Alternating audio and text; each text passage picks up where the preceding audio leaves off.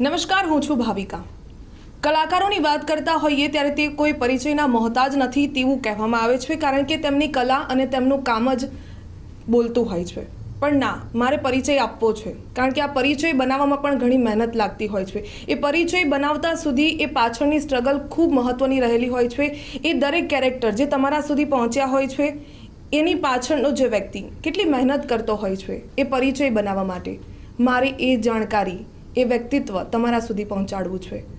આર્જવ ત્રિવેદી, ખૂબ ખૂબ સ્વાગત છે આપનું ગુજરાત ફર્સ્ટમાં. Thank you so much. Aarjav તમને ધુલાના નામથી, કાના કાઠિયાવાડીથી, દરેક કેરેક્ટરથી ઓળખે જ છે લોકો, પણ મારે આજે જાણવું છે કે આર્જવ કોણ છે. સૌથી પહેલાં તો કોંગ્રેચ્યુલેશન્સ, તમારે ખૂબ જ સરસ છેલ્લો દિવસ, તમારી પહેલી ફિલ્મ, અને અત્યારે ધબકારો જે અત્યારે રનિંગ ખૂબ જ સરસ ચાલી રહી છે, ત્યાં સુધીની સક્સેસફુલ જર્ની રહી જ છે અને આગળ પણ રહે. પણ સૌથી પહેલાં તો જાણવું છે કે આર્જવ લાઈફમાં શું ચાલે છે? બસ આનંદ અને મોજ અને સરસ કામ, લાઈફમાં આટલું ચાલે છે. આર્જવ, જ્યારે પણ ફિલ્મ ઇન્ડસ્ટ્રીની વાત કરતા હોઈએ ને ત્યારે છેલ્લો દિવસ એ સૌથી પહેલાં આવતું હોય. છેલ્લા દિવસ ઉપર તમે અનેક વખત પોડકાસ્ટ કરી ચૂક્યા હશો, ઇન્ટરવ્યૂ કરી ચૂક્યા હશો, પરંતુ છેલ્લો દિવસ તમારી માટે શું હતું? છેલ્લો દિવસ એ મારા માટે, જો વ્યક્તિગત રીતે જોવા જાવ તો ફિલ્મ ઇન્ડસ્ટ્રી સાથેની પહેલી મુલાકાત હતી. એટલે જે કમર્શિયલી બહાર રિલીઝ પણ થઈ. મેં એની પહેલાં એક ફિલ્મ કરી હતી, એ રિલીઝ નથી થઈ, જેની અંદર હું ડિરેક્શન કરતો હતો, ડિરેક્શનનો એક ભાગ ભજવતો હતો, આસિસ્ટન્ટ ડિરેક્ટરનો. તો એ રિલીઝ નથી થઈ, પણ આ વસ્તુ મને એક્ટર તરીકે બહાર ફિલ્મ કેવી રીતે આગળ વધતી હોય છે, ફિલ્મ શું છે, એ પ્રેક્ટિકલી મારા જીવનમાં જે આવી હોય ને ઉમેરાઈ હોય, એ છેલ્લો દિવસ મારા માટે છે કે મને ફિલ્મ સાથે એની વ્યક્તિગત મુલાકાત થઈ. આર્જવ, થિયેટર પણ તમે કરેલા છે અને છેલ્લો દિવસથી તમારી કમર્શિયલ રીતે જે એક્ટર તરીકે શરૂઆત થઈ. પહેલાંથી નક્કી હતું કે એક્ટર જ બનવું છે? હા, બહુ પહેલાંથી નક્કી હતું. બહુ પહેલાંથી એટલે સ્કૂલ ટાઈમથી, કોલેજ ટાઈમથી? હું સિનિયર કેજીમાં હતો ત્યારે મેં સૌથી પહેલી વખત એક ડાન્સ પરફોર્મન્સ કરેલો, અને એ ડાન્સ પરફોર્મન્સ કર્યા પછી ઓડિયન્સનો જે પ્રતિસાદ હતો અને મેં જે પરફોર્મ કર્યું હતું એ કર્યા પછી આઈ એમ ધ ડિસ્કો ડાન્સર મિથુન દાનું જે સોંગ છે એના ઉપર, એ કર્યા પછી ત્યારે કંઈ બહુ સમજ નહોતી કે શું, પણ કંઈક મજા આવી હતી. અને ધીમે ધીમે આગળ વધતા બાળ કલાકાર તરીકે મેં કામ ચાલુ કર્યું. પપ્પા મારા થિયેટર કરતા એ સમયે, અને ત્યારે મને મજા આવતી હતી કે આ કામ કરવાની મને બહુ મજા આવે છે. અને મારા ફાધરને મારા દાદાની તબિયત બગડીને એના પછી એ કારણોથી એમણે છોડવી પડેલી આ ફિલ્ડ. તો ત્યારથી મેં બહુ મગજમાં એક નક્કી રાખેલી વાત કે જે પણ થાય હું આ ફિલ્ડમાં જ આગળ વધીશ અને મને આમાં મજા આવે છે. ક્યાંક એવું લાગે પપ્પાનું સપનું પણ પૂરું કરી રહ્યું છું? એટલે સપનું પૂરું કરી રહ્યો છું એવું એમને ખાસ કદાચ એવું હશે, પણ ઈચ્છા મારું પણ પોતાનું આ સપનું હતું, એટલે અમારા બંનેનું સપનું એકસાથે પૂરું થઈ રહ્યું છે એવું લાગી રહ્યું છે. આર્જવ, શું ભણેલા છો? જો આર્જવ એક્ટર ના હોત તો શું હોત? આર્જવ એક્ટર ના હોત તો ક્રિકેટર હોત. યસ, હું ભણેલો છું, મેં ફિઝિક્સ કર્યું છે, BSc કર્યું છે ફિઝિક્સ સાથે, અને સેન્ટ ઝેવિયર્સ કોલેજમાંથી કર્યું છે. અને પછી મેં ઉપાસના સ્કૂલ ઓફ પરફોર્મિંગ આર્ટ્સમાંથી માસ્ટર ડિગ્રી મેળવી છે થિયેટરમાં, ડ્રામા ડિગ્રી. સાયન્સનો સ્ટુડન્ટ કલા જગતમાં આવે, એક કલાકારી બતાવતો થાય, ફરક પડ્યો હતો કંઈ? કલાનો માણસ સાયન્સમાં ગયો હતો એવું હતું આની અંદર. અને હું વર્ષોથી નાટકો કરતો હતો. મેં 8મા ધોરણથી 12મા ધોરણ વચ્ચે ખાલી ભણવા માટે મેં ગેપ લીધેલો. મારા મધર જે છે એ સ્ટડીને લઈને બહુ જ એવું કહી શકો કે તમે સ્ટ્રીક હતા. તો એમણે મને 8મા ધોરણથી 12મા ધોરણ સુધી પોઝ લેવાનું કીધેલું, અને પછી મેં સ્ટડી પર ફોકસ કરેલું. 11મામાં મેં સાયન્સ લીધું. એનું રીઝન એવું હતું કે મને જે તે સમયે મારી જાણ સમજી શકે એટલી હતી ત્યાં સુધીમાં મને કોઈક એવું કીધેલું કે FTIમાં જવું હોય તો ફિલ્મ ઇન્ડસ્ટ્રીમાં જવા માટે FTI જે ઇન્સ્ટિટ્યૂટ છે પૂનાની અંદર, ત્યાં આગળ સાયન્સ જરૂરી છે તમારે લીધેલું આવું. અને મેં કશું વિચાર્યા વગર, આગળ પાછળ જોયા વગર સાયન્સ લઈ લીધું. તમે આવું બહુ ઓછું જોતા હશો કે ઘરમાંથી કોઈને એવું કીધું હોય કે ભાઈ ના, તું સાયન્સ લેવાની તારે જરૂર નથી, તું શાંતિથી તું જે ફિલ્ડમાં છું એ જ ફિલ્ડ આગળ વધ, એટલે એમાં જ આગળ કામ કર. પણ મેં એ વાતનો વિરોધ કરીને મેં સાયન્સ લીધેલું, જે મેં અઘરું પગલું લઈ લીધું છે. મને આગળ 11મા પછી ખબર પડી, પણ 12મું પૂરું કર્યું અને પછી આગળ કોલેજ પણ એમાં જ કરી. મારું એવું છે કે એક વખત પગલું માંડીએ પછી પાછા નહીં ફરવાનું. એટલે BSc મેં કર્યું ફિઝિક્સ સાથે. એ તો અમે પણ જોયું, છેલ્લા દિવસથી શરૂઆત કરીને પાછું વળીને જોયું જ નથી. યસ. કાનો કાઠિયાવાડી એની પણ ચર્ચા ખૂબ થઈ રહી છે. પણ કાનો કાઠિયાવાડી એટલે કાઠિયાવાડી એક કહી શકાય કે એનું હાવભાવ લાવવો, એની બોલી લાવવી અઘરું રહ્યું હતું, કારણ કે મેં તમારા દરેક કેરેક્ટર્સ પણ બહુ જોયા છે. ધુલાની વાત કરીએ તો ધુલો હોય કે પછી ઉંબરામાં ખૂબ સરસ તમે પરફોર્મ કર્યું હતું ને ખૂબ વખણાઈ રહ્યા છો તમારું એ અભિનય. પછી ખાસ કરીને શું થયું એમાં તો જે આઉટ ઓફ ધ કેરેક્ટર એક ગ્રે કેરેક્ટર કહી શકાય, એ આ બધા કેરેક્ટર માટે કેટલું તમે મહેનત કરો છો, એ મહેનત જાણવી છે. મહેનતમાં એવું છે કે દરેકની પોતાની અલગ અલગ પ્રોસેસ હોય છે. બહુ સિમ્પલ વાતમાં અત્યારે તમને કહી દઉં તો એવું હું એક વિચારતો હોઉં છું કે કોઈ એક કેરેક્ટર છે જે કેરેક્ટર કદાચ હિસ્ટોરિકલ પોઈન્ટ ઓફ વ્યૂથી કે તમે જોવા જાઓ તો એ થઈ ગયું છે, એમનો જીવનકાળ જીવી ગયું છે એ કેરેક્ટર. તો એ કેરેક્ટરને પ્લે કરવા માટે હું એવું કરતો હોઉં છું કે ભાઈ હું એવું થોટ પ્રોસેસમાં લાવું છું કે પહેલાં એટલે એમને તો આપણે બાયોગ્રાફી કે કંઈ બી વાંચીએ અને એના પછી આગળ વધતા આવીએ છીએ. જે મેં નાટકોમાં આવા રોલ કરેલા છે એટલે એની એક પ્રોસેસ કહું છું. નરસિંહ મહેતા છે, સ્વામી વિવેકાનંદ છે, એ લોકો. તો એમનામાં હું એવું વિચારતો હોઉં છું, એમના પુસ્તકો વાંચીએ, એમની વાર્તાઓ સાંભળીએ અને એના પછી જો આર્જવ ત્રિવેદી નરસિંહ મહેતા કે સ્વામી વિવેકાનંદ તરીકે હોત તો એમના ગુણધર્મો લઈને કેવું એમનું જીવન હોત આર્જવનું. ગુજરાતી સાહિત્યની સાથે જોડાયેલા છો એમ? હા, એ વાંચન મારે નાટકના કારણે નાટકો વંચાયેલા વધારે છે. કનૈયાલાલ મુનશીના નાટકો નિમિષ દેસાઈ સરના કારણે થયા છે. એટલે કાકાની શશી, છે તે ઠીક, ધ્રુવ સ્વામીની દેવી, આ બધા કનૈયાલાલ મુનશીના એપિક નાટકો. થિયેટરનું મને થોડું વધુ જાણકારી છે એ પ્રમાણે તમે તમારાથી ઉંમર કરતાં 2-3 ગણું વધારે એજવાળાનું કાકાનું કેરેક્ટર કર્યું હતું. વોઇસ મોડ્યુલેશન કેવી રીતે લાવો છો? કારણ કે શું થયું માં તમારો જે ડાયલોગ ડિલિવરી હતી એ ખૂબ ફેમસ થઈ હતી અને આ કાનો કાઠિયાવાડી પણ એક અંદરથી બહુ જ ગુસ્સો પણ છે, ભાવના, લાગણી બધું દબાઈને એક હસતો રમતો છોકરો તરીકે સામે આવે, એ જે અંદર ફીલ લાવો છો એ ડિરેક્ટર દ્વારા લાવવામાં આવે છે કે પછી આર્જવ પોતાની રીતે ઢાળી દેતા હોય છે? ફિલ્મ કોઈ એક વ્યક્તિથી નથી બનતી. એટલે ફિલ્મની અંદર રહેલા તમે જે કહ્યું પ્રમાણે ડિરેક્ટર તો 110% છે ત્યાં, પણ એના સિવાય રાઇટર છે કે પછી તમારી સાથે જો કદાચ કોઈ ભાષાના તજજ્ઞો છે તો એ તમારી સાથે જોડાય, કઈ રીતે ભાષા કઈ રીતે બોલવી, એનો ઢાળ લઢણ શું છે શબ્દોની, એ તમને સમજાવે. આ બધા જ જોડાતા હોય છે ફિલ્મની અંદર. અને જો કદાચ ના જોડાય તો તમે ક્યાંક સાંભળો. એક્ટરનું કામ જ એ છે કે ઓબ્ઝર્વેશન અને ઇમેજિનેશન આ બંને ઉપર સતત ચાલવાનું રહે છે. આ 2 પાટા છે એક્ટરની ટ્રેનના. તો મને એવું લાગે છે કે એ બધું જ ભેગું થઈને આખું એનો જે વલોણું બને છે અને પછી એમાંથી જે માખણ નીકળે એ તમારા સુધી પીરસાય છે.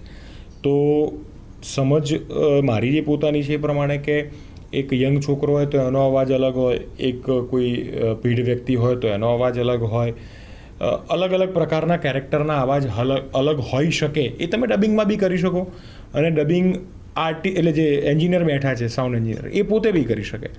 તો એ બધી જ વસ્તુઓ ભેગી થઈને એક સરસ વસ્તુ બહાર આવે છે. એટલે એવું નહીં કહું કે હું પોતે જાતે એકલો કરું છું. ડિરેક્ટરનો પણ એમાં હાથ હોય છે, એની અંદર સ્ક્રિપ્ટ રાઇટરનો પણ એમાં હાથ હોય છે. કેમ કે તમે કાના કાઠિયાવાડીની વાત કરો તો અભિષેક શાહ એમણે ખૂબ સુંદર રીતે કાઠિયાવાડી અંદર લખ્યું છે.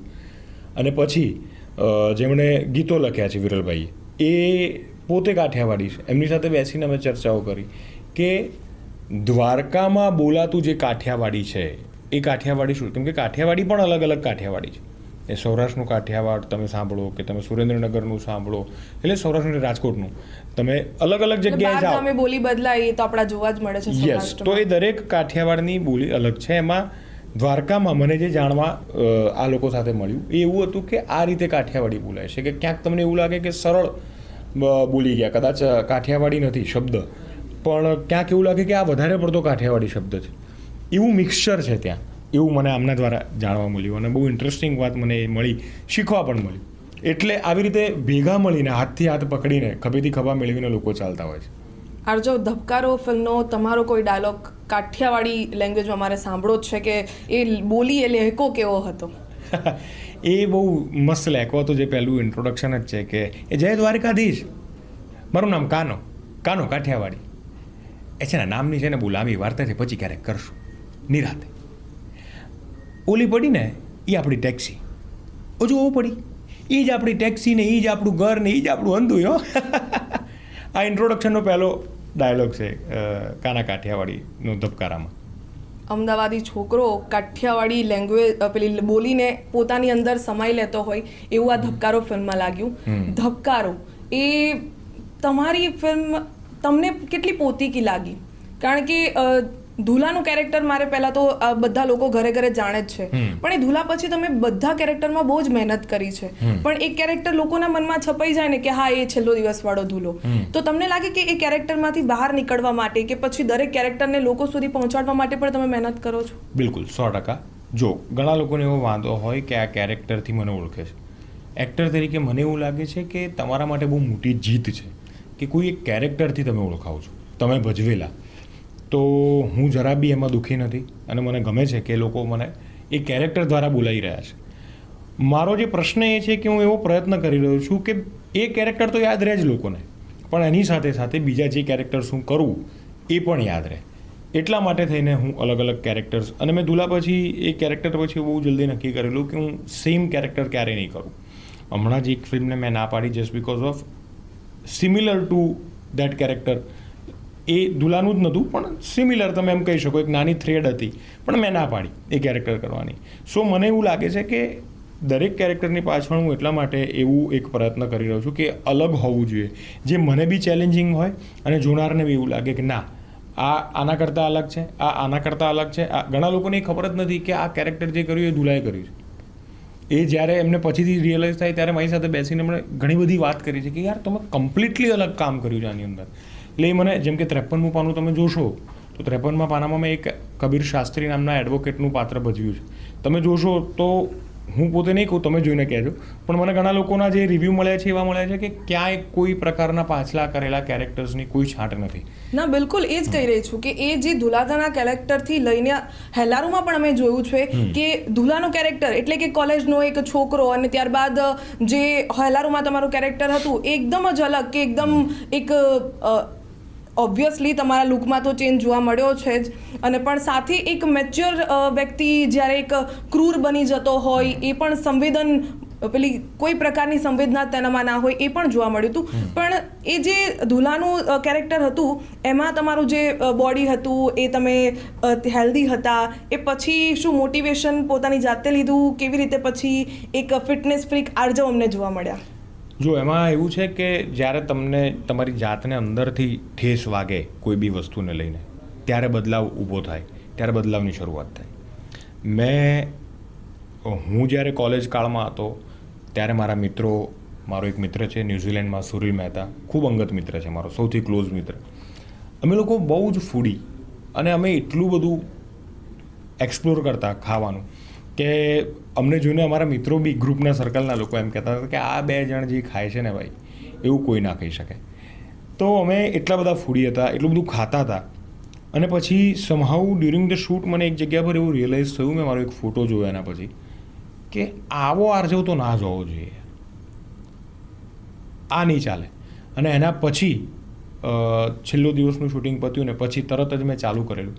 અને મને યાદ છે કે લગભગ 25 દિવસથી મહિનાની અંદર, 1.5 મહિનાની અંદર મેં 25 કિલો વજન ઉતાર્યું હતું. ગ્રેટ. અને મારા ટ્રેનર છે ભૌમિક જોશી, જે વર્ષોથી મારા એ જ ટ્રેનર છે, અને એમને મારી બધી જ બોડીની સાયકલથી લઈને બધું જ ખબર છે કે અમને કઈ રીતે. એટલે અત્યારે તો મારું ગેઇન એટલે એ ચાલ્યા કરે છે. તો એટલે આજ જો તમે પર્સનલી એવું માનો છો કે એક હીરો તરીકેની ઇમેજ જ્યારે ફિલ્મમાં બતાવવા માંગતા હોય, કોઈ કેરેક્ટરને લોકો સુધી પહોંચાડવા માંગતા હોય, એક જાડો હીરો હોય એ ક્યાંક લોકો ઓછો પસંદ કરતા હોય? એવું જરૂરી નથી. વ્યક્તિ તો મને એવું લાગે છે કે કોઈ પણ પ્રકાર, આપણે તમે નોર્મલ લાઈફમાં કોઈ બી વ્યક્તિને જોવા જાઓ તો એ પાતળી જ હોય ને એ સુંદર જ દેખાય ને એ શ્રેષ્ઠ જ હશે એવું જરૂરી નથી. એની તમે જોલાઈન જોવા જાઓ તો એ પરફેક્ટ જ હશે, એની આંખો એકદમ વ્યવસ્થિત તમને ગમે, આકર્ષિત થઈ જાય એવી જ હશે, જરૂરી નથી. નોર્મલ માણસ તો કેવો બી હોઈ શકે. તમારું કેરેક્ટર શું છે એ પ્રમાણે તમારી બોડી હોવી જોઈએ એક્ટર માટે. કે તમારું કેરેક્ટર કોઈ કોમન મેનનું છે તો કોમન મેન તો ભાઈ જાડો બી હોય ને પાતળો બી હોય કે કાળો બી હોય કે ધોળો બી હોય કે કોઈ ફરક જ નથી પડતો. તમે કઈ વ્યક્તિની વાત કરો છો ફિલ્મની અંદર એ ખૂબ જરૂરી છે. વાત એ છે કે સિનેમાની અંદર કેમેરો જ્યારે તમારી સામે આવે છે ત્યારે મને એવું લાગે છે, હું મારી જે સમજણ, મને જે આવડત છે એ કહું છું, ત્યારે તમે જે દેખાવ છો એનાથી ઇન્ટુ 2 થઈને સ્ક્રીન પર દેખાવ છો. એટલે એ જે ઇન્ટુ 2 થાવ છો ને એના માટે તમારે માઇનસમાં જવું જરૂરી છે. એ તમે જેટલા સ્કીની દેખાતા હોવ એટલા તમે સ્ક્રીન પર પેલા પહોળા કે બહોળા કે જેવા દેખાવ એવા દેખાતા હો. એ મને સમજાયું છે થોડું ઘણું હમણાં થોડા સમય પછી.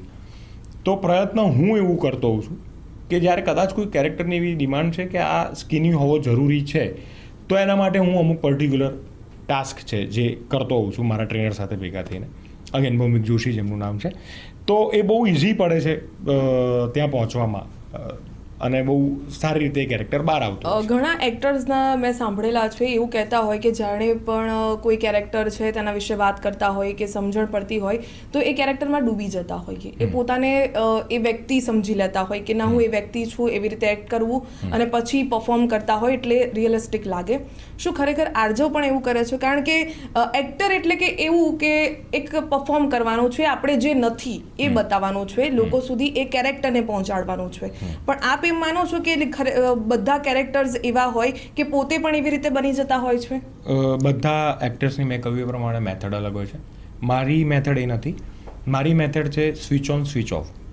હું ફ્લોર પર જતાં પહેલાં એ કેરેક્ટર માટે પર્ટિક્યુલર સમય માટે જેટલી મહેનત કરવાની હોય એ મહેનત કરતો હોઉં છું. એના જે કંઈ બી ગ્રાફ્સ બનાવવાના હોય કે બેક સ્ટોરી બનાવવાની હોય કે જે બી કરવાનું એ કરતા આવીએ છીએ. પછી જ્યારે તમે ફ્લોર પર જાઓ છો ત્યારે એક્શન બોલાય ત્યારે કેરેક્ટર અને કટ બોલાય ત્યારે આર્જવ. આ હોવું એટલા માટે જરૂરી છે મને એવું લાગે છે. કેમ કે જો કોઈ તમે એક એવા કેરેક્ટરની ડેપ્થમાં ઘૂસી જાઓ છો કે જે બહુ હેવી છે, જેનું ઇન્ટેન્સિટી બહુ છે એ કેરેક્ટરની, તો તમે એ લાઈફના સર્કલમાંથી બહાર જ નહીં આવી શકો જો વધારે તમે અંદર ઘૂસી જશો તો. એટલા માટે થઈને મને એવું લાગે છે કે તમે જે પોતે છો એ તો તમારે સાચવી જ રાખવાનું છે. તમારી ઉપર બીજા લેયર ચડવાના છે. એ કઈ રીતે મર્જ થઈ જાય તમારી અંદર ડ્યુરિંગ ધ કામ, તમારા શૂટ વખતે, એ તમારે ફોકસ કરીને કરવાનું છે. કેમ કે બીજું જો તમારી આર્જવ જ તમારે પોતાની જાત જ જો તમારી ભૂસાઈ જશે ને બીજા ઉપર આયા કરશે તો બહુ અઘરું થઈ જશે લાઈફમાં આગળ વધવું. તમને તો થશે, તમારી સાથે રહેતા લોકોને પણ થશે. એટલે હું સ્વિચ ઓન સ્વિચ ઓફમાં માનું છું. તમારો અભિનય તમે જોયેલો છે એ સ્વિચ ઓન જોયેલું છે, સ્વિચ ઓફ અમે નથી જોયેલું. આર્જવ કોણ છે? આર્જવ એક એવો વ્યક્તિ છે કે જે લોકો સાથે બહુ મજાથી રહેતો હોય છે, જેવા સાથે તેવા થઈને રહેતો હોય છે. અને લગભગ મારા મિત્રો એવું કહે છે કે ભાઈ તારી સાથે આવીએ ત્યારે બહુ મજા આવે. અને હું જો ના ખાતો હોઉં, મારે ડાયટ ચાલતું હોય તો હું મારા દરેક મિત્રોને મારે જે ખાવું એ બધું ખવડાવતો હોઉં છું. એટલે આર્જવનું નામ ગ્રુપ સર્કલમાં મિત્રોએ પાડ્યું છે, આગ્રહ ત્રિવેદી પણ પાડ્યું છે. એ આર્જવ છે. આર્જવ ત્રિવેદી જ્યારે એક સ્ક્રીન ઉપર હોય એને તો અમે જોયેલા જ છે, પણ આર્જવ રિયલમાં મસ્તીખોર કે પછી શાય એ કેવા છે? કારણ કે મેં જે રીતે મને જાણકારી છે તમારા લવ મેરેજ છે, તો આ લવ સ્ટોરીની શરૂઆત કેવી રીતે થઈ હતી એ પણ જાણવી છે. લવ મેરેજની શરૂઆત બહુ સુંદર રીતે થઈ હતી અને સરળ રીતે થઈ હતી. મેં જે કોઈ પ્રમાણે ઉપાસના સ્કૂલ ઓફ પરફોર્મિંગ આર્ટ્સમાં ડ્રામા ડિગ્રી લઈ રહ્યો હતો, માસ્ટરમાં 2 વર્ષ હતા. એ 2 વર્ષની અંદર એ પણ જે મારા પત્ની જેમનું નામ છે નીલ, તેઓ ભરતનાટ્યમમાં માસ્ટર ડિગ્રી લઈ રહ્યા હતા. અને ત્યાં આગળ અમારે લોકોને એક એક્ઝામ પ્રોડક્શન કરવાનું હોય. એ એક્ઝામ પ્રોડક્શનની અંદર બધા એકબીજાને મદદ કરતા હોય. તો એમાં એમને કંઈક લખીને આપવાનું હતું બોલવા માટે, પ્રવક્તા તરીકેનું એમના પરફોર્મન્સમાં. એ મેં લખીને આપ્યું હતું. ડિઝર્ટેશન અમે સાથે મળીને કરેલું. નાનું એટલે ફ્રેન્ડ્સ હતા પહેલા એવું? એટલે ફ્રેન્ડ્સ ત્યારથી થયા. ઓકે. આ સમયથી, સેકન્ડ યરથી. અને મારા એક નાટકમાં મારે અભિજ્ઞાન શાકુંતલ મેં કરેલું, એનો એક સીન વર્ક કરવાનો હતો. એ મેં નેચરલ થિયેટર કરેલું બહાર પ્રકૃતિમાં. અને એની અંદર મારે છોકરીઓનું વૃંદ જોતું હતું, છોકરાઓનું વૃંદ જોતું હતું. તો એમાં મેં ભરતનાટ્યમની બધી છોકરીઓને બોલાવી હતી ને અમે ત્યાં પછી એવી રીતે કનેક્ટ બધા થયા હતા. તો એ કનેક્શન પછી વ્યક્તિત્વ અમારું બંનેનું ઘણું બધું એકબીજા સાથે મનમેળ બેસી ગયું. એટલે જેવું કદાચ ઉપાસના પત્યું એના પછી પણ અમે મળતા રહ્યા, એ મિત્રતા વધતી ગઈ અને સમજતા ગયા એકબીજાને. એટલે લોકોની લવ સ્ટોરી જે પ્રકારની હોય છે એવી લવ સ્ટોરી નહીં, પણ સરળ અને એકદમ સિમ્પલ રીતે અમે એકબીજાને મળ્યા અને સિમ્પલ રીતે વાત આગળ વધી અને પછી લગ્ન થયા. ડેસ્ટિનીએ મળ્યા એવું લાગે? બની શકે, એવું જ હોય છે. આમ તો તમે કોઈ બી વ્યક્તિ સાથે ભેગા થાવ તો એ જ મેળવે છે તમને, બાકી તો. કેટલો સપોર્ટ મળે છે વાઈફનો આ રીતે તમે કોઈ પણ ફિલ્મ શૂટ કરવા માટે જતા હોય કે પછી ટાઈમ ન આપી શકતા હોય? બહુ જ મને એવું લાગે છે કે કદાચ તમારી લાઈફની અંદર લાઈફ પાર્ટનર જે આવે છે ને એ બહુ સમજદાર હોવું જરૂરી છે. અને મને એવું લાગે છે કે મેં એક વસ્તુ એવી નક્કી કરેલી કે હું લાઈફમાં કદાચ લગ્નની વાત થાય તો કોઈ આર્ટિસ્ટને તો રાખીશ જ, આર્ટિસ્ટ જ હોવું જોઈએ એમ લાઈફની અંદર. તો એ લકીલી મારા માટે સેટ થઈ ગયું કે એ આર્ટિસ્ટ છે. હા, સેમ ફિલ્ડમાંથી અમે બિલોંગ નથી કરતા, પણ એ આર્ટિસ્ટ છે. સો મને સમજે છે, હું એને સમજું છું કે કામની પ્રોસેસ શું હોય છે, કઈ રીતે આગળ વધવાનું હોય છે. કોઈ પણ રિલેશનમાં સમજણ હોવી ખૂબ જરૂરી આપવાનો છો? યસ, સમજણ વગર તો કોઈ પણ રિલેશનમાં, મિત્રતા હોય કે દુશ્મનાવટ હોય, એમાંય સમજણ ના હોય તો તકલીફ છે એમ. તો દુશ્મનાવટ તમે નિભાઈ કઈ રીતે શકશો? એટલે સમજણ તો હોવી જરૂરી જ છે કોઈ બી રિલેશનની અંદર. આરજો ફિલ્મ ઇન્ડસ્ટ્રીમાં પણ ઘણા રિલેશન હોય જે બહાર દેખાતા હોય એવા અંદર ના પણ હોય, એવું પણ છે. છેલ્લો દિવસ જે તમારી ફ્રેન્ડશિપ હતી અત્યારે છે કે નહીં? Full on. અમે બધા જ મિત્રો છે, અમે એવા જ મિત્રો છે. અમે મળીએ ત્યારે ખૂબ જ આનંદ કરીએ છીએ. અમે એટલા જ રો છીએ બધા. અમે કામના કારણે કદાચ ઓછા મળી શકતા હોઈશું અત્યારે એકબીજાને, પણ જ્યારે મળીએ, કોઈ બી ઇવેન્ટમાં ભેગા થઈએ ત્યારે એટલો જ નેચરલ અમારો એકબીજા સાથેનું કનેક્શન હોય છે કે જે છેલ્લો દિવસ વખતે અમે બધા એક સાથે હતા. હા, થોડા ડિફરન્સીસ એટલા માટે થઈને આવે જસ્ટ બિકોઝ ઓફ કેમ કે તમે કનેક્ટ બહુ વખતથી ન થયા હો તો થોડા પોઈન્ટ ઓફ વ્યૂ કદાચ આ કોઈ બી વ્યક્તિને તમે વર્ષો પછી મળો કે વખતો પછી મળો તો જેલપ થવામાં સહેજ તકલીફ પડે. પણ અમને એ બહુ સારી વસ્તુ છે કે કદાચ 5% એવું ક્યારેક થાય બહુ વખત પછી મળીએ તો, બાકી એ પાછું થોડા સમયમાં રિઝોલ્વ બી થઈ જતું હોય છે. અમે બધા એવા ને એવા જ છીએ. હજુ શરૂઆત સાથે કરી હતી અને બધા અલગ અલગ ફિલ્મ ઇન્ડસ્ટ્રીમાં અલગ અલગ ફિલ્મો કરી રહ્યા છે, અલગ અલગ સબ્જેક્ટની કરી રહ્યા છે. આપને લાગે છે કે ગુજરાતી ફિલ્મ ઇન્ડસ્ટ્રીમાં ફેવરિટિઝમ જેવું કંઈક શબ્દ ચાલી રહ્યું છે? મને એવું લાગે છે કે ફેવરિટિઝમ ચાલવું એ મને કંઈ બહુ સમજાતું નથી, પણ હું તો ચાલતું બી હતું તો એમ કહીશ કે ભાઈ ગમતા ન કરો ગુલાલ. જેને જે ગમે છે એની સાથે કામ કરે, શું વાંધો છે? જેને જેની સાથે ફાવે છે એની સાથે કામ કરે, શું વાંધો છે? વસ્તુ સારી બનવી જોઈએ, વસ્તુ એવી બનવી જોઈએ કે લોકો સુધી પહોંચવી જોઈએ. કદાચ કોઈને એવું છે કે પર્ટિક્યુલર વ્યક્તિ સાથે ફાવે છે તો એની સાથે કામ કરે, કેમ કે એનો કમ્ફર્ટ ઝોન છે. કમ્ફર્ટ ઝોનમાં રહીને કામ કરવું એ વધારે સરળ છે. તમે વધારે સારી ક્રિએટિવિટી એમાં નાખી શકો છો. તો મને એમાં કંઈ ફરક, મને તકલીફ નથી ચાલતું હોય તો બી. અને હું જો સાચું મને જે સમજાય છે એ પ્રમાણે કહેવા જવું તો લોકો સારું કામ કરવાના પ્રયત્નમાં છે. એટલે મને એવું કાંઈ ફેવરિટિઝમ નથી દેખાઈ રહ્યું કે આવું જ હોય, આ જ હોય તો જ હું કરું કે તો જ ના કરું, એવું હજુ સુધી મને દેખાઈ નથી રહ્યું. ગુજરાતી ફિલ્મ ઇન્ડસ્ટ્રીના ખૂબ જ સક્સેસફુલ અને સારા ડિરેક્ટર્સ કહેવાય કૃષ્ણદેવ યાજ્ઞિક અને અભિષેક શાહ, બંનેની સાથે આપે કામ કર્યું છે. હજુ આરજવ ત્રિવેદી પોતાને કેવી રીતે જોવા માંગે છે? આપણે જ્યારે પણ સ્કૂલમાં હોઈએ, કોલેજમાં હોઈએ કે પછી વર્કિંગ સ્પેસમાં હોઈએ તો વિચારતા હોય કે 5 વર્ષ પછી હું ક્યાં હોઈશ. આરજવ પોતાને ક્યાં જુએ છે? કોઈ બી તમે પર્વત ચડવાની શરૂઆત કરો એટલે એના શિખર પર જ પહોંચવાનું હોય, ટોચ પર જ પહોંચવાનું હોય. હું એ ટોચ જ જોઈ રહ્યો છું કે ક્યારે હું ત્યાં પહોંચીશ. એટલે એમાં કોઈ એવો પ્રશ્ન નથી કે મેં કોઈ પર્ટિક્યુલર પોઈન્ટ ઓફ વ્યૂ નથી વિચાર્યું કે હું શું કરીશ શું નહીં, પણ શ્રેષ્ઠ કામ કરવું છે જે લોકોને, બધા જ લોકોને ગમે. કોઈ આપણે તોપ નથી મારવી મોટી, આપણે સારું કામ કરીને સારા વ્યક્તિ બનીને બહાર નીકળવું છે. That's all. આ મારો પોઈન્ટ ઓફ વ્યૂ છે. સારા કામ કરીને શિખર પર પહોંચવું છે. શિખર મેં કીધું એ કે એવા કામ કરવા છે કે જે મોટા અચીવમેન્ટ્સ થઈ જાય, કે જે શ્રેષ્ઠ કામ થઈ જાય. મારા માટે, ઇન્ડસ્ટ્રી માટે, ગુજરાતી ભાષા માટે એવા કામ કરવાની ઈચ્છા છે. એ શિખર સુધી પહોંચવામાં લાગે કે કોઈ પડકાર, કોઈ તકલીફ કે પછી કઈ વસ્તુઓનો સામનો કરવો પડી શકે? ઘણી બધી વખત એવું હોય છે કે તમારે સ્ક્રિપ્ટ ચૂઝ કરવાની બહુ મોટી ચેલેન્જ હોય છે. હવે સ્ક્રિપ્ટ જે તમે નક્કી કરો છો એ એના ઉપર, કેમ કે ઓડિયન્સને તો કદાચ તમે જોવા જાઓ તો એમના પોઈન્ટ ઓફ વ્યૂથી શું છે કે આ જે તે કેરેક્ટર નથી, આ કબીર કે ધૂલો કે આ એ નથી, આ આરજવ છે. એમના માટે એવું છે કે આરજવ આ કરી રહ્યો છે. આ વાર્તા, ફિલ્મ એ ડિરેક્શનનું માધ્યમ છે એટલે ડિરેક્ટરનું માધ્યમ છે. પણ જ્યારે ફિલ્મ રિલીઝ થાય છે ત્યારે તકલીફ એવી છે કે સારી કે ખરાબ જે કંઈ બી હોય એ પોઈન્ટ ઓફ વ્યૂ એક્ટરના પોઈન્ટ ઓફ વ્યૂથી જોવામાં આવે છે ઓડિયન્સ દ્વારા. એ કે આ યાર અગ્રી પડદા ઉપર કોણ દેખાય છે?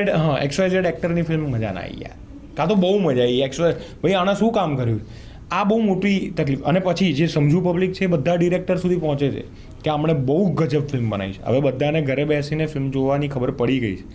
જે 2 વર્ષ બધા ઘરે બેઠા એમાં બધાએ સારી સારી ફિલ્મો સારા સારા સબ્જેક્ટ જોઈને એવું સમજ્યા છે કે ફિલ્મ મેકિંગ કોણ કરે છે, એટલે ડિરેક્ટર સુધી પહોંચે છે. પણ જેમને એ નથી સમજાતું તો એ લોકો એક્ટરના પર જ જાય છે એમ.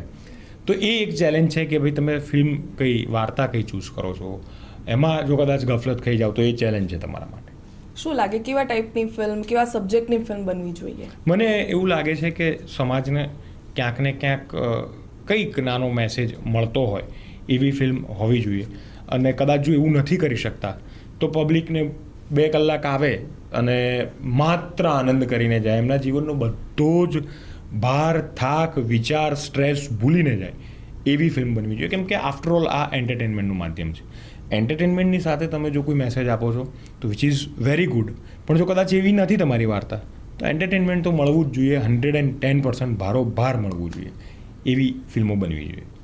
દેવેન ભોજાણી સિનિયર એક્ટરની સાથે તમે કામ કર્યું, એ એક્સપિરિયન્સ કેવો રહ્યો? અને ત્યારે આમ એવું લાગ્યું હતું કે હું ગુજરાતી ફિલ્મ ઇન્ડસ્ટ્રીમાંથી હવે એક સ્ટેપ આગળ વધી રહ્યો છું? ના, એવું એટલે તમે જે સવાલ પૂછ્યો એમાં એવું મને ક્યારે વિચાર નથી આવ્યો. પણ સર સાથે કામ કરવાનું મારે ઉડનછુમાં થયેલું. ઉડનછુમાં એવું હતું કે અમે ફ્લોર પર સાથે હતા, અમે એક ફ્રેમમાં સાથે નહોતા, 1-2 ફ્રેમ સિવાય. તો ફેસ ટુ ફેસ અમારું કોઈ સીન નહોતો સામસામે. આની અંદર એવું હતું કે થ્રુ આઉટ અમે સાથે છે, એટલે મને બહુ જ બધું શીખવાનું. કેમ કે બટ ઓબ્વિયસ છે, આપણે અનુભવ જ સૌથી મોટો ટીચર છે અને એમની પાસે બહોળો અનુભવ છે, એમની પાસે એ શિક્ષક એમનો બહુ મોટો છે. તો એ ડિરેક્ટર બી છે, એ રાઇટર બી છે, એ અદ્ભુત એક્ટર બી છે. એ બધું જ કોમ્બિનેશન તમને એમની પ્રોસેસની અંદર જોવા મળે કે બેઠા હોય ત્યારે શું કરે છે, કોઈ સીનને લઈને સીન વર્ક કેવી રીતે કરે છે, તમારી સાથે કોઈ એક્ટર સાથે એ જે સીન છે એનું ડેવલપમેન્ટ કેવી રીતે કરે છે, એમનું કેરેક્ટર એનહાન્સ થાય એના માટે એ શું પોઈન્ટ ઓફ વ્યૂ વિચારી રહ્યા છે, સામેવાળાને કેવી રીતે સપોર્ટ કરે છે, આ બધું જ તમને એમની પાસેથી શીખવા મળે. એટલે હું તો ઘણું બધું એમને ઓબ્ઝર્વ કરતો હતો ડ્યુરિંગ ધ શૂટ અને ઘણી બધી મજા પણ આવી. શૂટ ચાલતું હોય ત્યારે તો બિઝી હો, પણ જ્યારે કોઈ પ્રોજેક્ટ્સ વર્કઆઉટ ના કરતા હોય કે પછી આગળ ટાઈમ હોય એને, તો ત્યારે આરજવ ત્રિવેદી શું કરતા હોય છે? પિક્ચરો જોવી, મિત્રોને મળવું જે રહી ગયું હોય, ઘણા બધા મિત્રોને ઘણા બધા વખતથી જે જૂના આપણે મળતા હોઈએ એ રીતે મળવાનું બાકી હોય એમને મળવું, સારા સારા ગીતો સાંભળવા, સારું સારું ખાવું. કેમ કે ડ્યુરિંગ ધ શૂટ આપણે કંટ્રોલ કરીને બેઠા હોઈએ, એના પહેલાં આપણે 1-2 મહિના ડાયટ કર્યું હોય એટલે જે ખાવાનું રહી ગયું એ ખાઈ લેવું, વાંચવું, લખવું, મનગમતું બધું જ જે બાકી હોય અને પોતાની સ્કિલ્સમાં જે બી ડેવલપ એવું હોય કે આ કરવું છે એ રહી ગયું હોય એ વસ્તુ ડેવલપ કરવી. અમદાવાદમાં કયા કયા પ્લેસ સૌથી વધુ ગમે છે? ને આમ કોલેજમાં કે પછી જ્યારે એક્ટર નહોતા ત્યારે ફરતા હતા, એ કોઈ મેમરી કે હજુ એ કરતા હોય? ઘણી બધી એવી મેમરી છે, જેમ કે રિવરફ્રન્ટ તો બધા જતા જ હોય છે. IIM રોડ છે, IIM રોડ પર અમે લોકો મિત્રો બેસતા, ત્યાં ચાલવા જતા ઇન શોર્ટ.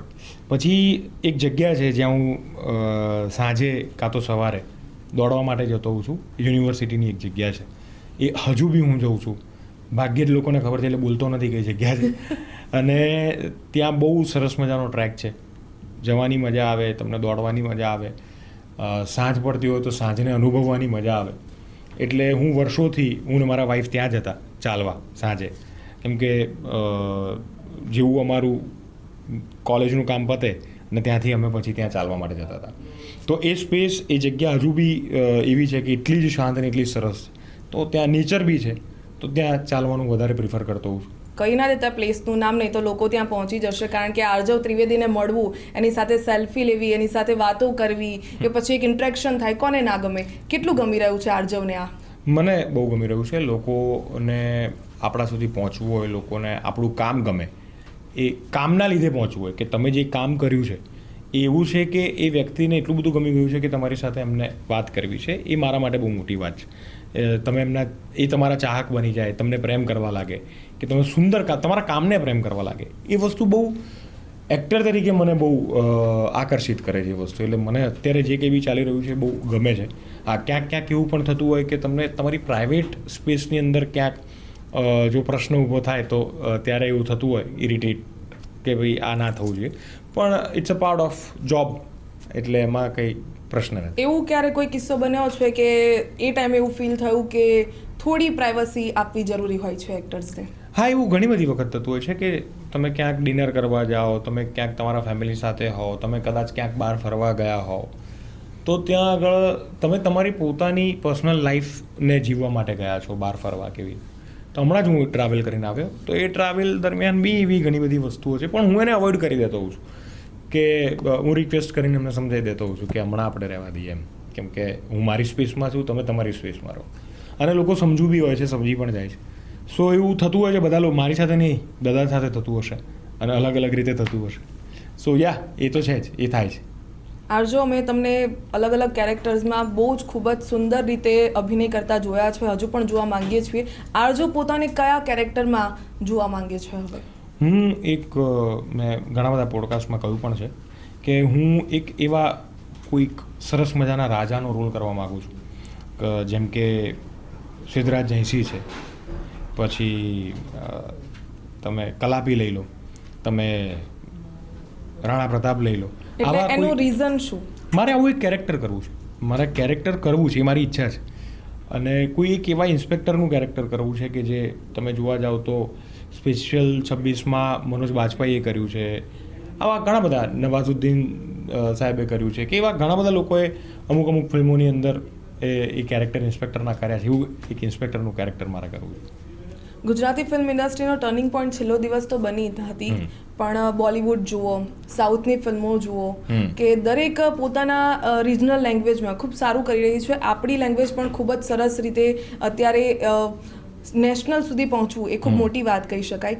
આપને શું માનવું છે કે હજુ પણ ગુજરાતી ફિલ્મ ઇન્ડસ્ટ્રીને આગળ વધવા માટે કે પછી હજુ લોકો સુધી પહોંચે, અત્યારે જો થિયેટરમાં 3 ફિલ્મો લાગી હશે, એમાં ગુજરાતી હશે તો લોકો હિન્દી ફિલ્મ વધારે જોવાનું પસંદ કરતા હોય છે, આપને પણ ખબર છે. પર્ટિક્યુલર જો કોઈ કેરેક્ટર કે પછી કોઈ એક્ટર એમને ગમતો હોય તો એ ગુજરાતી ફિલ્મ જોવા માટે જશે. શું લાગે છે કે હજુ પણ ઓડિયન્સ નથી મળી રહી, સબ્જેક્ટ એવા નથી બની રહ્યા? શું લાગે છે આપને? મને એવું લાગે છે કે ક્યાંક ને ક્યાંક છે ને આ તાળી બે હાથે પડે, એટલે એક મેકરનો હાથ અને એક ઓડિયન્સનો હાથ. બીજી તમે રિજનલ સિનેમા જે બી ભાષાની વાત કરો, ત્યાં આગળ ઓડિયન્સનો પોઈન્ટ ઓફ વ્યૂ એવો હોય છે કે પહેલાં એમની ભાષાની ફિલ્મ જોવા જવું, પહેલાં એ જ જોવા જવાય, એના પછી બીજી જે કંઈ બી ફિલ્મ આવી હોય એ જોવા જવું. હવે આ વાત બને ને ત્યારે દરેક મેકર પોતે જાતે રિસ્પોન્સિબલ પોતે બની જાય કે ના, મારી ઓડિયન્સ ફેથફુલ થઈ રહી છે મારી સાથે, તો મારે પણ સામે થવું પડશે. હવે આનું રિવર્સ બી છે કે દરેક મેકર જો એવી વાત કરીને આવે, એવી વાત લઈને આવે, એવું કન્ટેન્ટ લઈને આવે ને એવી રીતે બનાવીને આવે વાત કે દરેક જે કંઈ બી ઓડિયન્સ છે એને એવો વિશ્વાસ બેસી જાય કે ના ભાઈ આપણી ફિલ્મ છે ને સારી જશે, પહેલાં આ જોવા જાઓ, તો એ લોકો આવતા ચાલુ થાય અને આ પ્રોસેસ ચાલુ થાય. એટલે આ છે ને એક સર્કલ છે, એ સર્કલનું રૂટીન એકવાર બંધાવવું બહુ જરૂરી છે. અને મને લાગે છે કે હવે થોડું બંધાઈ ગયું છે. ઓડિયન્સને એવું સમજાવ્યું છે કે પ્રયત્ન ચાલી રહ્યા છે મેકર્સ તરફથી, અને મેકર્સને ખબર છે કે વાત સારી આપીએ તો ઓડિયન્સ જોવા આવે જ. કેમ કે તમે જોવા જાઓ તો ઘણી બધી, મારી પોતાની ફિલ્મની જ વાત કરું છું, બીજી ફિલ્મો છે જ, પણ ખાલી મારી ફિલ્મની વાત કરું તો ઇલ્લારો લઈ લો, ઉમરો લઈ લો, છેલ્લો દિવસ તો બહુ ઓબ્વિયસ, પછી શું થયું લઈ લો, તમે આ અત્યારે ધબકારો લઈ લો. તમે કોઈ બી ફિલ્મ જુઓ, કન્ટેન્ટ ને વાત સારી તમે આપી છે તો એ ફિલ્મ જોવા ઓડિયન્સ થિયેટર સુધી જાતે ગઈ છે. હા, કદાચ સમય લેતી હશે કે કોઈ 1-2 વ્યક્તિ આવીને એમને કહે કે ભાઈ ફિલ્મ સારી છે, તમે જોવા જજો. હા, આપણો સ્વભાવ છે કે કોઈ સારું છે એવું કહે પછી જ આપણે જતા રહીએ છીએ, કે કઈ વસ્તુ લેવા બી એવી રીતે જઈએ છીએ. બિલકુલ, એનું બેસ્ટ એક્ઝામ્પલ લાલો ફિલ્મ કે જે 100 CR ને પાર થઈ, પહેલા એટલી ના ચાલી, પણ લોકો એમ કે મેં જોઈ છે, સરસ છે, તમે પણ જોજો, એવી રીતે પછી ગઈ. યસ, તો એ વસ્તુ થતી હોય છે. એટલે મને એમ લાગે છે કે એક હવે ધીમે ધીમે લેવલ જે આપણે સર્કલની વાત કરી, જે તાલીની વાત કરી, એ વ્યવસ્થિત હવે ધીમે ધીમે પડશે. અને આવનારા 2-3 વર્ષોમાં તો એવું લાગે છે કે લગભગ બહુ બધા, કેમ કે તમે હમણાં બી જોશો ને તો દરેક શુક્રવારે 3 થી 4 ફિલ્મો આવી રહી છે.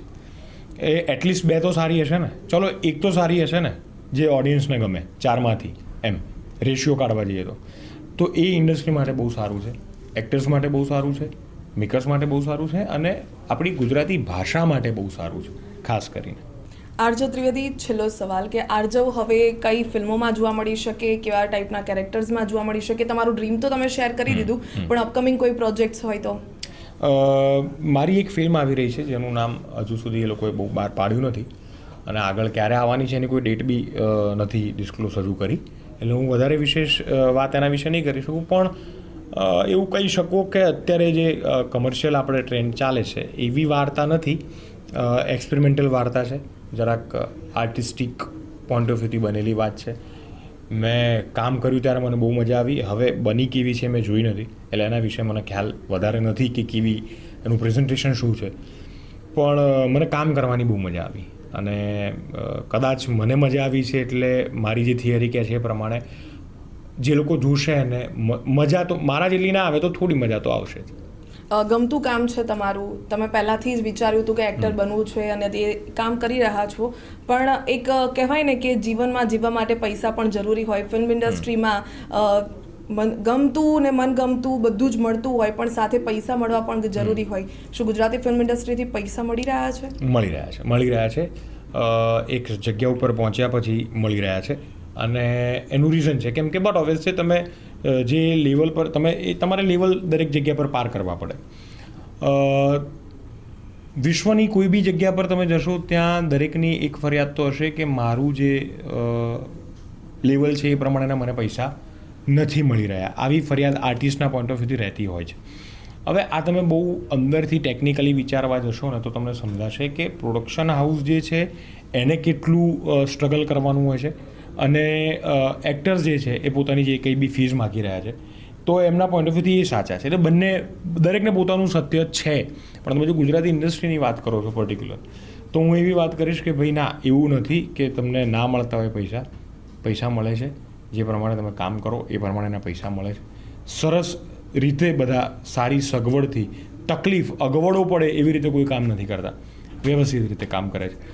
કેટલાક પ્રોડક્શન હાઉસ એવા છે કે જેમાં કદાચ એ લોકો પહેલી વાર શરૂઆત કરતા હોય તો એમના માટે પણ એ શીખ છે, એટલે શીખતા સમજાય કે અચ્છા આવું કરવું પડે.